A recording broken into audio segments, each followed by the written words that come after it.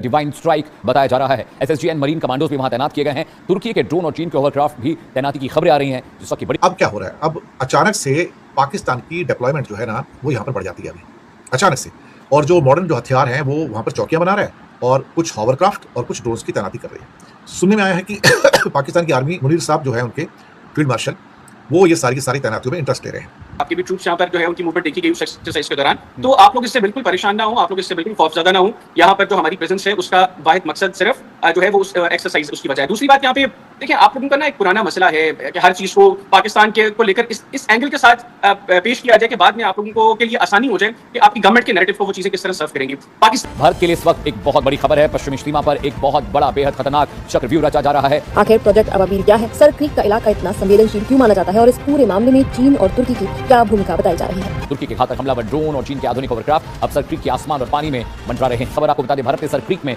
चौकसी बढ़ा दी है। जी हाँ, भारत के लिए इस वक्त एक बहुत बड़ी खबर है। पश्चिमी सीमा पर एक बहुत बड़ा बेहद खतरनाक चक्रव्यूह रचा जा रहा है। अरब सागर की लहरों के बीच सर क्रीक के बांधा और हरामी जो धोरा इलाका है, वहां पर दलदली इलाकों में पाकिस्तान ने भारत के खिलाफ अपनी गश्त, अपने मोर्चे में तब्दीली की है। और इस पूरे प्लान का मास्टरमाइंड कोई और नहीं बल्कि खुद पाकिस्तानी आर्मी चीफ आसिम मुनीर है। खबर है कि पाकिस्तान ने भारत को घेरने के लिए अबाबिल द डिवाइन स्ट्राइक नाम से एक सीक्रेट प्रोजेक्ट की शुरुआत की है। और चिंता वाली बात यह है कि इस नापाक साजिश में उसका साथ दे रहे हैं चीन और तुर्की। तुर्की के घातक हमलावर ड्रोन और चीन के आधुनिक होवरक्राफ्ट अब सर क्रीक के आसमान और पानी में मंडरा रहे हैं। इतना ही नहीं, चीन ने पाकिस्तान को अपने सबसे एडवांस एंगोर क्लास स्टेल्थ पनडुब्बी और तुगरिल फ्रिगेट भी सौंप दी है, ताकि अरब सागर में भारत को सीधी चुनौती दी जा सके। खबर है कि सर क्रीक के पास पाकिस्तान ने अपने एसएसजीएन कमांडोज तैनात कर दिए हैं। नई समुद्री चौकियां बनाई जा रही हैं और एयर डिफेंस सिस्टम बिछा दिया गया है। आसिम मुनीर ने तीनों सेनाओं को मिलाकर नेशनल स्ट्रेटेजिक कमांड बनाई है और इस पूरे इलाके को बारूद के ढेर में तब्दील कर दिया है। पाकिस्तान, चीन और तुर्की तीनों का ये नया जो गठजोड़ है भारत की समुद्री सुरक्षा के लिए एक बड़ा रेड अलर्ट साबित हो रहा है। भारतीय एजेंसियां भी अब पल पल की हरकत पर नजर बनाए हुए हैं। दो तस्वीरें आपकी टीवी स्क्रीन है। सर क्रीक वो इलाका है जो दलदली इलाका है और गुजरात और बाकी इलाकों से लगता है पाकिस्तान ने वहां पर होवरक्राफ्ट की जो गश्ती बढ़ा दी है। होवरक्राफ्ट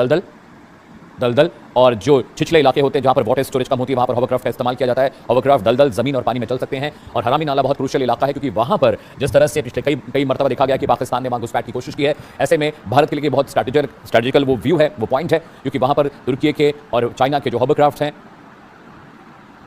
जो होवरक्राफ्ट वगैरह है, वहां पर मूव कर रहे हैं। लेफ्टिनेंट जनरल जेएस सोनी साहब जुड़े हैं ज़्यादा जानकारी के साथ। Jain sir, good afternoon. अभी जो तस्वीरें आ रही है सर क्रीक पर होवरक्राफ्ट की मूवमेंट बढ़ा दी गई है। इसके अलावा वहां पर ड्रोन्स फ्लाई कर रहे हैं। एसएसजीएन जो कमांडोज हैं पाकिस्तानी सेना के, वो भी वहां पर गश्त कर रहे हैं। और खबर कुछ दिन पहले आई थी सर, आपने फॉलो किया होगा मेरे शो के दौरान, कि पाकिस्तान ने 250 आर्टिलरी जो गन्स हैं वो भी तैनात की थी एलओसी की जानिब हर तरफ। तो एलओसी पर भी कॉर्डन ऑफ किया जा रहा है, नाकेबंदी वहां भी हो रही है सर। और अब ये सर क्रीक से खबर आ रही है, हाथी नाला के आसपास के इलाकों में भी मूवमेंट पाकिस्तान की बढ़ गई है। कैसे देखते हैं इसे?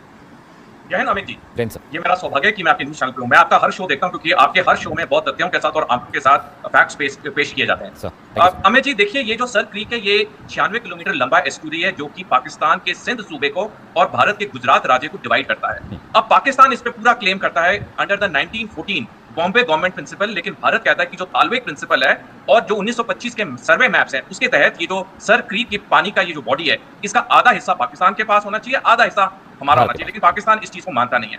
अब क्योंकि ये सर क्रीक बहुत इंपॉर्टेंट हो जाता है स्ट्रेटेजिक पॉइंट ऑफ व्यू से, और तभी पाकिस्तान बार बार कोशिश करता है इस पर अपना नियंत्रण पूरा करने के लिए या अपने वहां पे एक्स्ट्रा डिप्लॉयमेंट करने के लिए। मैंने आपका शो कुछ दिन पहले देखा था, जहां आपने बहुत अच्छी तरह कवर किया था किस तरह से तकरीबन 250 आर्टिलरी के पीस चीन से आए और पाकिस्तान में जगह जगह पे डिप्लॉय हुए हैं, चाहे वहां पे भवालपुर हो, चाहे गुजरांवाला हो।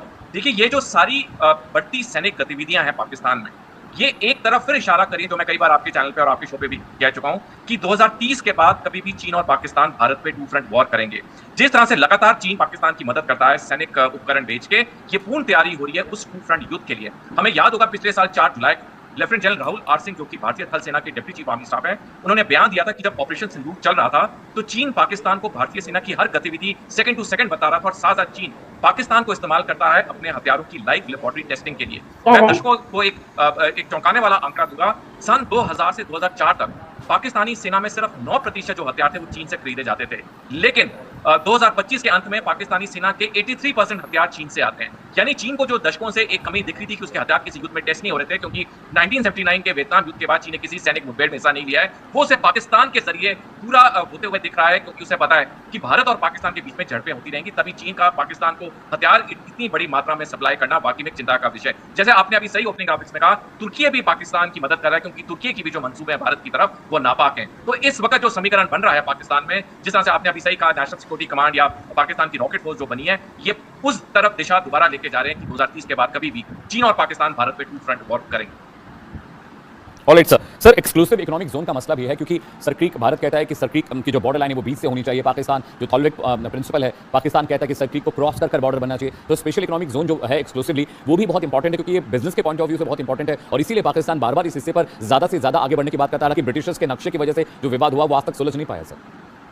डेफिनेटली देखिए, ये जो सर क्रीक का जो मुद्दा है स्ट्रेटेजिक या सामरिक इंपॉर्टेंस के अलावा एक इकोनॉमिक इंपॉर्टेंस भी है, क्योंकि ये जो पानी की बॉडीज होती हैं, जो ये डीप सी बॉडीज होती हैं, उसमें फिशिंग होती है, उसमें मछलियां पकड़ने का बहुत बड़ा कारोबार होता है, उसमें नेचुरल रिसोर्सेज होते हैं उसके सीबेड के ऊपर, जो कि पाकिस्तान पूर्ण रूप से उसको हथियाना चाहता है। लेकिन भारत हमेशा एक सही दिशा देते हुए उसने कहा है कि इसे हमें हालवेक प्रिंसिपल के मुताबिक इसे आधा आधा बढ़ना चाहिए। लेकिन पाकिस्तान चाहता है कि वो पूरा जो सर क्रीक का एस्टूरी है वो पूरी तरह से पाकिस्तान के कब्जे में आए। तो डेफिनेटली जहां तक हम इंटरनेशनल लॉज देखें, इंटरनेशनल कानून देखें, रूल देखें, वो पूरी तरह से भारत के पक्ष में। लेकिन पाकिस्तान तो कभी कोई इंटरनेशनल रूल्स को मानता नहीं है और वो इसलिए इसे हालवेक प्रिंसिपल के उस पे इसको सेटल नहीं करना चाहता है। और तभी ये जो असमंजस है वहां पे, ये जो कंफ्यूजन पाकिस्तान ने खुद क्रिएट किया हुआ है, उससे होता क्या है अमित जी की कई बारी हमारे मछुआरों को पाकिस्तानी नौसेना अरेस्ट करती है, फिर कुछ महीने कुछ साल बाद उन्हें रिलीज करती है। ये सिलसिला 1947 से लगातार चलता है, जो कि हमारे लोगों को दिक्कत देता है। लेकिन पाकिस्तान, जैसे मैंने कहा, वो उसे सुलझाना नहीं चाहता, क्योंकि अब उसका जो मेन डिफेंस एम है वह 2030 के बाद भारत पे चीन के साथ मिलकर टू फ्रंट वॉर करना। सर दोस्तों, सर क्रीक भारत और पाकिस्तान के बीच में कई एरिया डिस्प्यूट के हैं, जिसमें एलओसी तो है ही, आपको पता ही है, लाइन ऑफ कंट्रोल का पाकिस्तान ऑक्युपाइड जो एरिया होता है। लेकिन इसके अलावा एक हिस्सा और भी है जो डिस्प्यूटेड है, जो गुजरात के अंदर है। इसे सर क्रीक कहा जाता है और ये अपने आप में बड़ा महत्वपूर्ण है। अब यहाँ पे सबसे पहले तो आपको पता होना चाहिए कि सर क्रीक है कहाँ पे और इशू क्यों है ये। इस नक्शे से आप देखिए, यहाँ पर इसमें इंडिया और पाकिस्तान दोनों दिखाए हैं, गुजरात और साथ में वो सिंध का प्रोविंस भी दिखाया हुआ है।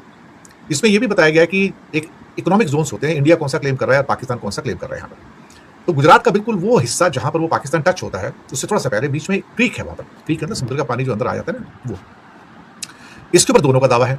और ये दावा आज का नहीं है, आज़ादी के बाद का ही है कि ये क्रीक हमारी है और ये क्रीक हमारी है। इसके ऊपर बहुत सारे दावे हैं और दोनों ही यहाँ पर क्या कहते हैं कि गश्त लगाते रहते हैं। अब यहाँ पर कई बार क्या होता है कि मछलियाँ पकड़ने वाले आ जाते हैं। बहुत बार ऐसा होता है कि जो पाकिस्तान के मछुआरे होते हैं उसको इंडिया वाले गिरफ्तार कर लेते हैं, जो इंडिया के मछुआरे उसे पाकिस्तान के जो कोस्ट गार्ड वाले वो गिरफ्तार कर लेते हैं। अब अगर इसको एक और नक्शे में यहाँ पे देखें तो ये आपको पाकिस्तान इंडिया के नक्शे में आपको यहाँ पर ये मिल जाएगा कि बहुत छोटा सा एक एरिया है, बहुत लंबा चौड़ा नहीं है, लेकिन स्ट्रेटेजिक पॉइंट है इसका यहाँ पर और इसकी बड़ी वैल्यू है। अगर इस मैप के अंदर हम देखते हैं इसको तो यहाँ पर सर क्रीक जो है ना वो अंदर जो गई हुई है बिल्कुल।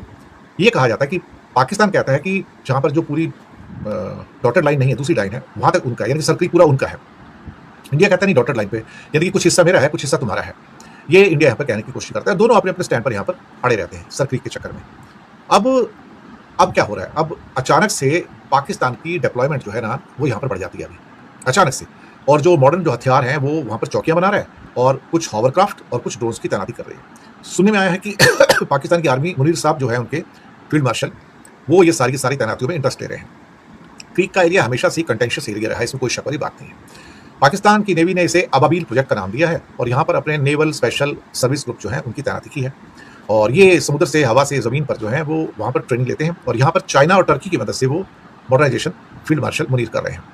इंडिया का भी काफ़ी वहाँ पे इंफ्रास्ट्रक्चर है, ऐसे घबराने की कोई जरूरत नहीं है।